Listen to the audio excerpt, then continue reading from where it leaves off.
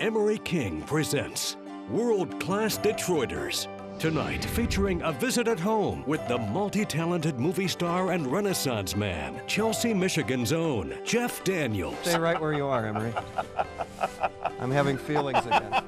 Why, Jeff?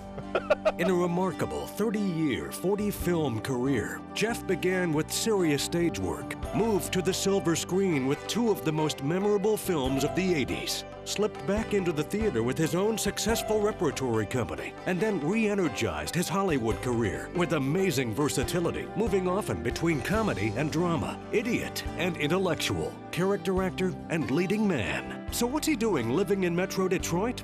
You're about to find out. Hello, I'm Emery King, and it is so good to be back with you tonight on Local 4. Tonight, world-class Detroiters, profiles of our region's best and brightest, whose extraordinary accomplishments often reach far beyond Southeast Michigan. A recent profile in the New York Times calls Jeff Daniels both a terrific actor and an exceedingly nice guy. Well, you can't always trust what you read in the papers, but that's also what we found on our visit to Chelsea. She's young, she's sexy. Appearing this fall in two highly praised movies has made it a heady season for Jeff Daniels. He has a supporting role in Good Night and Good Luck. Edward R. Murrow takes on Joe McCarthy.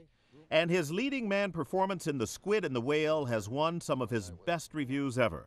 There's even some Oscar buzz for Jeff's portrayal of a Brooklyn novelist whose marriage has fallen apart and whose two sons are suffering the consequences. I caught up with Jeff recently during a short break from his promotion tour for The Squid and the Whale. The movie is a small movie, and if I don't get out for it, they don't have the money to buy 10 million TV ads like some of the big studio films do. I mean, Squid and the Whale doesn't have the money for that. So you try to balance that by, you know, sending the actor. Watch out, traffic jam in Chelsea. Traffic jam. Home for this remarkably gifted actor, director, producer, playwright, and singer-songwriter is the little town of Chelsea, Michigan, about 10 miles west of Ann Arbor. Population, 4,398. Clearly a guy who could live just about anywhere. He has his reasons for sticking with Chelsea. Whoever movie opened big, on that following Monday, that person is the most important person in Hollywood. It could be Vin Diesel. It could be Jean-Claude Van Damme. It could be anybody like that, and that guy's got all the clout. That's importance in that town. So I just didn't want to live in a town that kind of put that much value on the box office. Right. That helps keep me out of the tabloids when I don't care that much. So here you are in this incredible place with the leaves falling on a gorgeous fall day. Yeah. Something you'd never have in Hollywood or wherever you could live. Yeah, we'd have the trees brought in and we'd paint the leaves. Yeah. And we'd have, you know, prop guys up there throwing the leaves. It's pretty nice, though. It's very idyllic. I mean, it's great for the kids. It's been great for Kathleen and me, and it worked. I mean, we feel, you know, quietly, I mean, she and I think that we either got away with something or have pulled it off somehow. And we really didn't feel that way until the last few months, to be honest. We really didn't feel that way until the last few months. Remember that line, because it will give you perspective on Jeff, his choices, and his life. Coming up, Jeff shows Emery just how he courted his wife-to-be. I sat right here and Cool. And romanced her late at night? she sat right where you were sitting. That's all right, Jeff. don't leave.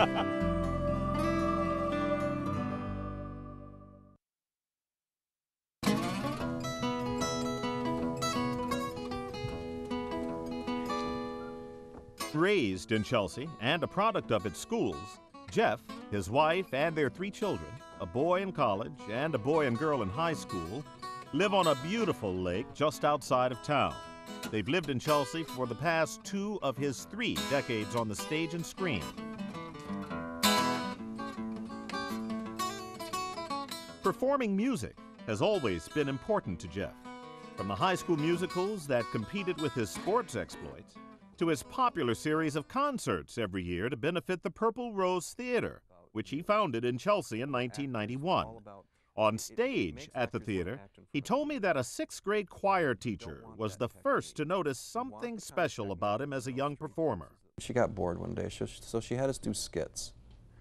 And I remember this. She had me go up on stage and play a politician who was giving a speech with his pants falling down. And I turned it into 10 minutes. It was an improv. Not that either one of us knew what an improv was. But she went to my parents after that and said, watch this one. There's something going on here. The high school musicals led to college productions at Central Michigan and to a fateful statewide audition for college actors in his junior year. And I do a couple of monologues and I go, great, thanks. I got tickets to the Red Wings tonight. It's a Saturday. I'm probably going to go do that. And I got called back for later in the afternoon. And now it's crowding into my Red Wing thing.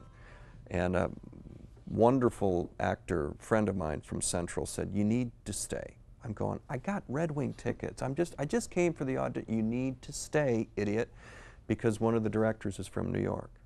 And it's Marshall W. Mason, the artistic director of Circle Repertory Company. Ultimately, Mason, the director, was so impressed with Jeff in Summer and Smoke that he urged him to leave school, come to New York, and join the prestigious Circle Rep Company. I laid out that whole story to my father, who owns a lumber company, and my mother, who's a housewife.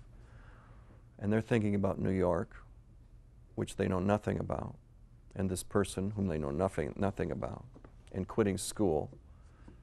And I told him he wants me to go. And my dad looked at my mom and looked back at me and said, you should go. It was that wow. amazingly That's wonderful. quick. Yeah. And once you got to New York, did you have any second thoughts? Oh, I'm 21. I'm right out of the cornfields of Little Chelsea, Michigan. And this is, you know, New York City and Greenwich Village. And I was, you know, babe in the woods. And it took a year. The first year was I didn't want to be there.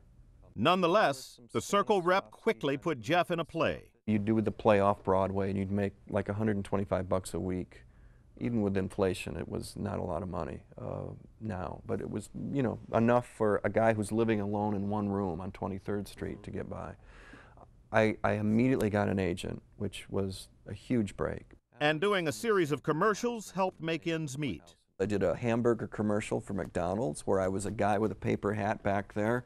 Something about the quality of the burger. And I had taken far too many acting classes, so I ended up having this whole backstory for the guy. And he's quit. He's supporting his family of 5 people. And the director's going, just pick up the burger. In his first 5 years, Jeff was in 8 plays, and many of the roles were meaty. He was gaining experience and winning applause. But the most fateful thing that happened in those early New York years was a letter from a girl back home. She was from Chelsea, and she's 4 years younger, and I had played basketball with both her brothers, and, you know, was aware of her, the little sister kind of thing. And then we had done some musicals together where she was in the chorus and I was out front. Truly, when he was on the stage and I was just a townsperson, I loved him, you know. If he was singing a song to someone else, I was hoping it would have been me. You. So yeah. You had this crush on him. I had a big crush on him, yeah. So I wrote her back, and then I looked her up one time when I came home, and she'd grown up. I grew up. Here's that house. On our walk through Chelsea, Jeff showed me the house in which Kathleen had grown up, and the porch where they spent hours chatting on his first visit home to see her. When he came and sat on the porch, that's when, by staying there 5 hours, I still didn't quite know what was going on because he's a kind of a slow mover. So this is, yeah, I sat right here and cool. And romanced her late at night? She sat right where you were sitting. No, it's all right, don't leave. Stay right where you are, Emery. I'm having feelings again. Why, Jeff? I'm out of here. This would be the Barbara Walters moment. Yeah, what if you were a... I'm sitting with Emery on the porch swing where I met my wife and I start to cry like Tom Cruise. I walked him home. He lives a mile away. He drove me back to my house. I squeezed his shoulder, said goodnight, and then he goes back to New York and he writes this lovely song. It's 1:45 and I don't care, and you don't seem to mind. So I'm gonna take a little time with Kathy. Jeff still sings Kathy's song in his concerts, but only after more letters and more visits between Chelsea and New York did Kathleen get to hear her song. I got to New York, and he sits me down and sings me the song, and it's like, what would the neighbors do if I tried to kiss you? I'm like, in August, you were thinking that you kind of, anyways. The romance moved much more quickly after that, and within 8 months, Kathleen and Jeff were married. It was apparently made to last 26 years now and counting. Gotta be with Kathy. When we come back, what was really behind Jeff and Kathleen's remarkable decision to leave the bright lights and Hollywood glamour? Yeah, it's an idiotic career move. Suicidal.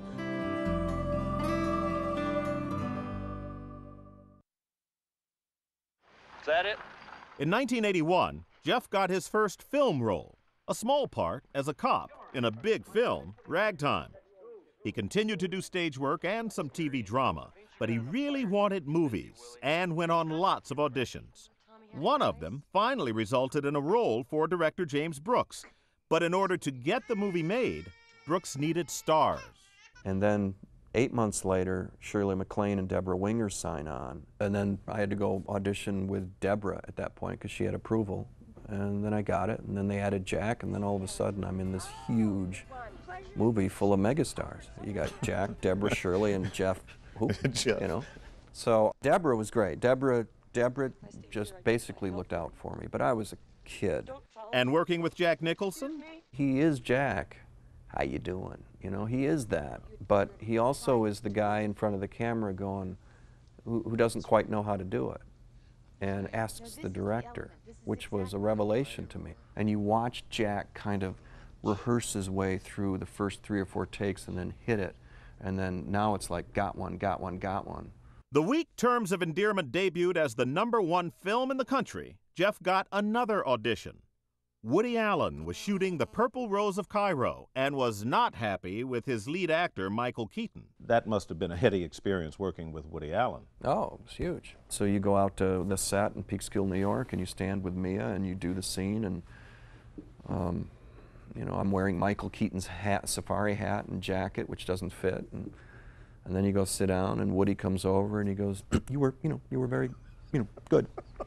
And I said, thank you, Woody. This is like I'd never see him again, And he, he said, what have you done? And I said, well, and I blanked on Terms, completely forgot that I was in it. And I said, well, I was a guest criminal in Hawaii Five-0. And he looks at me, as only Woody can, yeah, well, and just leaves and walks. I'm going, I just blew the job. And Terms, oh, just blew the job. So the next day they call, and miraculously, Woody wants you. I gotta speak to you. Oh my God! In Woody's extraordinary fantasy set in the 1930s, Jeff plays a movie character who steps off the screen and into the life of a starstruck waitress played by Mia Farrow. He also plays the actor whose screen character has moved into the real world. About Jeff's work, Woody Allen said, he has the comic timing of a Cary Grant. If it wasn't for me, there wouldn't be any you. Don't be so sure. I could have been played by Frederick March or Leslie Howard. Then it was on to Heartburn with Meryl Streep and Something Wild with Melanie Griffiths. The year was 1986, and Jeff Daniels was one of the hottest young movie actors in the business. That same year, this edition of GQ magazine featured the headline, "Is Jeff Daniels the next Cary Grant?" Still, as with most careers in the arts, there were doubts and uncertainties. I don't think any actor ever gets over that. I think there's always that element of it could be over tomorrow. And yeah, the agents will tell you that you will always work. And you're going, yeah, but doing what? And so there's all that voice going, this could be it, this could be it.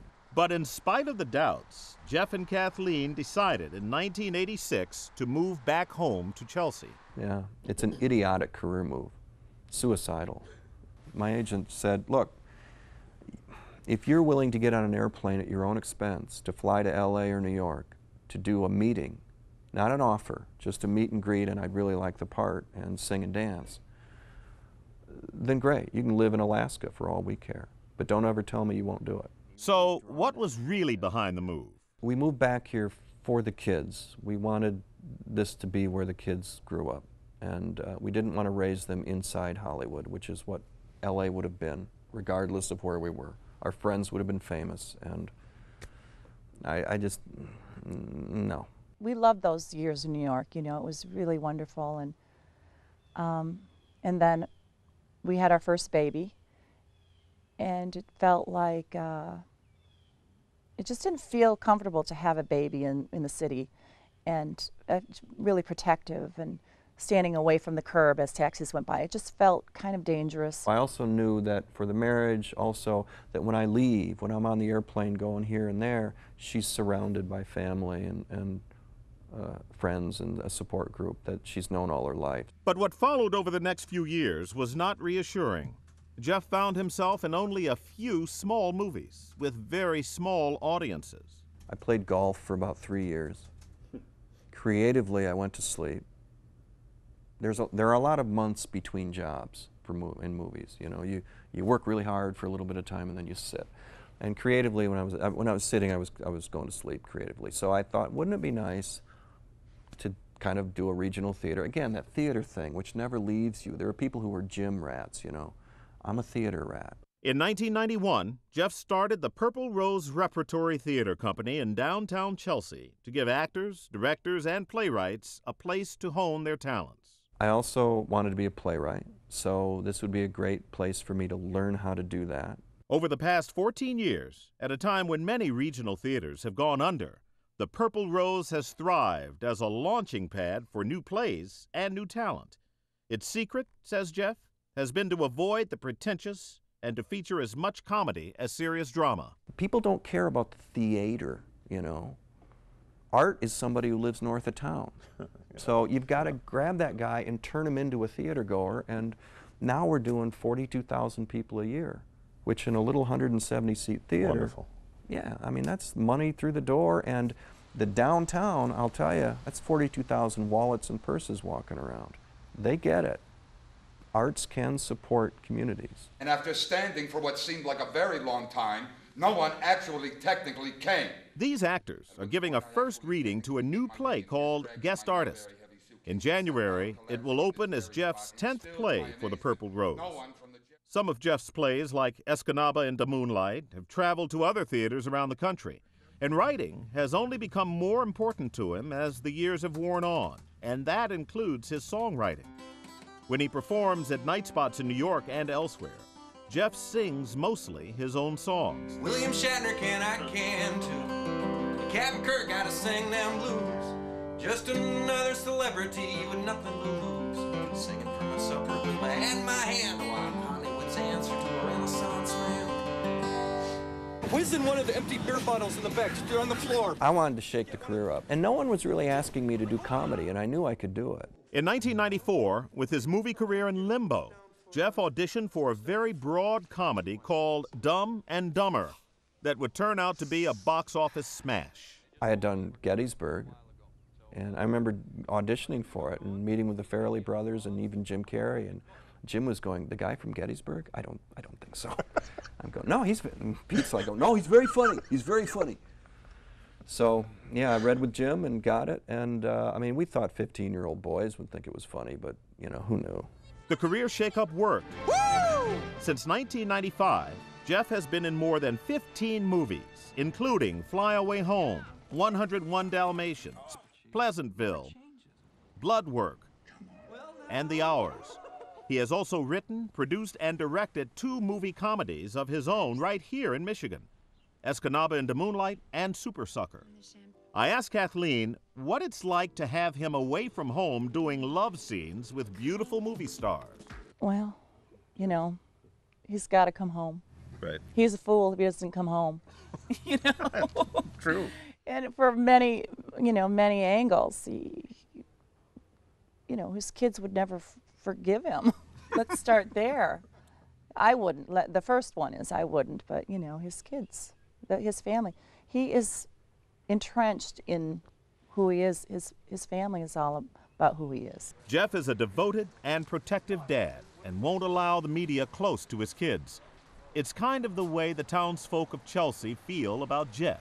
They understand why I'm here. They understand that, you know, we're here because we want to just live a quiet life. And so people are really cool about that here. They're very protective. When people from the outside come into town, they go, yeah, where's Jeff live? They go, Jeff who? Right. They're really great. As we said, a terrific actor and a very nice guy. I'll be back in a moment with a final word.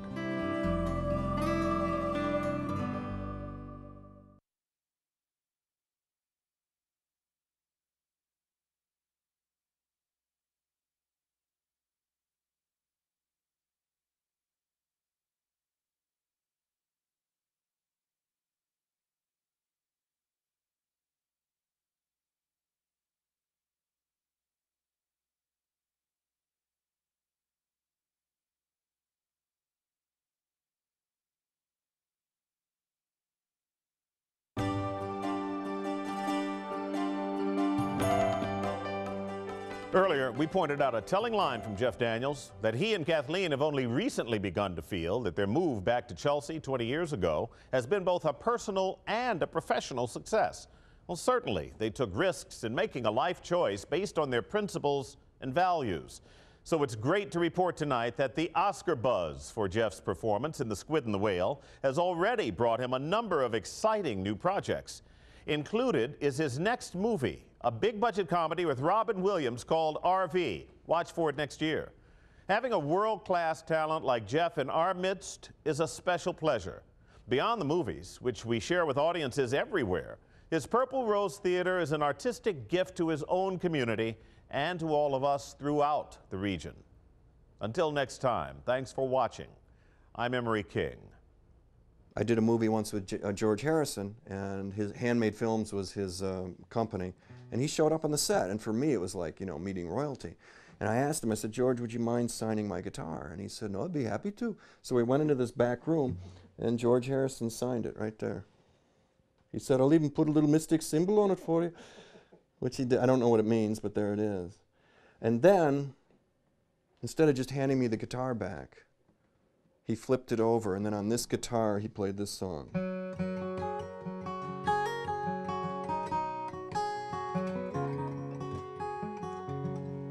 Which, I mean, we just sat there and our jaws dropped. And he sat there with me and two other guys and played for half an hour. I don't know which kid's going to get this guitar, but they're going to fight over it. Wonderful stories.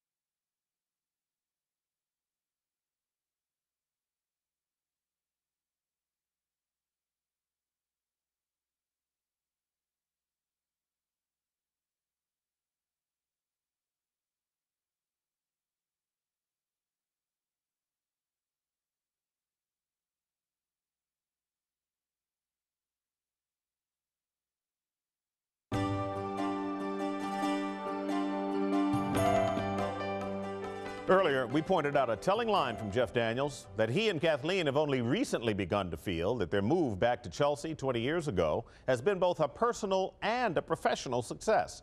Well, certainly, they took risks in making a life choice based on their principles and values.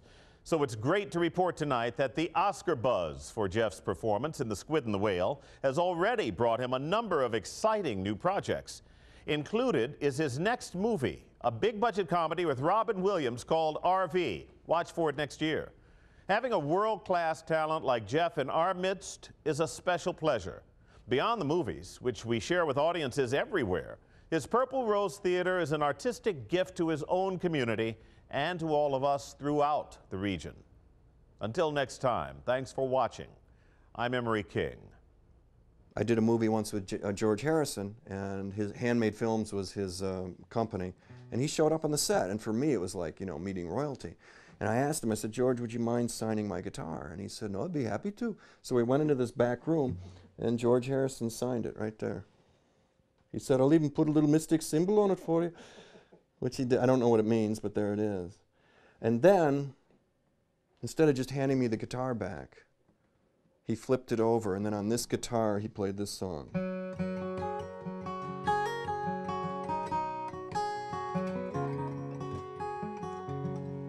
Which, I mean, we just sat there and our jaws dropped. And he sat there with me and 2 other guys and played for half an hour. I don't know which kid's going to get this guitar, but they're going to fight over it. Wonderful stories.